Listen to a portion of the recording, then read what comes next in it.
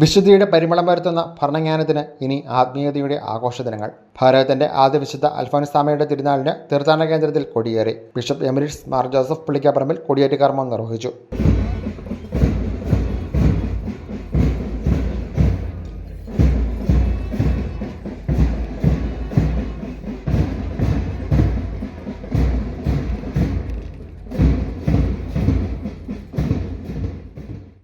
Bishop Mar Joseph Kallarangatt സന്ദേശം നൽകി. Mar Joseph Kollamparambil, തീർത്ഥാടന കേന്ദ്രം ഡോക്ടർ അഗസ്റ്റിൻ പാലക്കപ്പറമ്പിൽ, ഭരണങ്ങാനം ഫൊർണപ്പള്ളി വികാരി father Zacharias Attappattu, administrator father Mathew Kuttiyanikkal, vice ഡോക്ടർമാർ, സ്പിരിച്വൽ ഡയറക്ടേഴ്സ് തുടങ്ങിയവർ സന്നിഹിതരായിരുന്നു. തിരുനാൾ ദിനങ്ങളിൽ വിവിധ രൂപതകളിൽ നിന്നുള്ള ബിഷപ്പുമാർ വിശുദ്ധ കുർബാന അർപ്പിച്ച് സന്ദേശം നൽകും. 28-നാണ് പ്രധാന തിരുനാൾ. ഇന്നു മുതൽ 26 വരെ എല്ലാ ദിവസവും വൈകുന്നേരം 5-ന്റെ വിശുദ്ധ കുർബാനയ്ക്ക് ശേഷം ജപമാല പ്രദക്ഷിണം ഉണ്ടായിരിക്കും. 27-ന് വൈകുന്നേരം ദേവാലയത്തിൽ നിന്നും അൽഫോൻസാമയുടെ മഠത്തിലേക്ക് ജപമാല പ്രദക്ഷിണം നടക്കും. പ്രധാന ദിവസമായ 28-ന് രാവിലെ 7-ന് മാർ ജോസഫ് പുളിക്കപ്പറമ്പിൽ നേർച്ചയപ്പം വെഞ്ചരിപ്പ് നിർവഹിക്കും. 10:30-ന് major archbishop Mar Raphael Thattil വിശുദ്ധ കുർബാന അർപ്പിച്ച് സന്ദേശം നൽകും. 12:30-ന് പ്രദക്ഷിണം. തിരുനാൾ ദിനങ്ങളിൽ പുലർച്ചെ 5:30 മുതൽ രാത്രി 7 വരെ ദേവാലയത്തിൽ തുടർച്ചയായ വിശുദ്ധ കുർബാന ഉണ്ടായിരിക്കും. 24 മണിക്കൂറും കബറട സന്ദർശിച്ച് പ്രാർത്ഥിക്കാനും അവസരമുണ്ട്.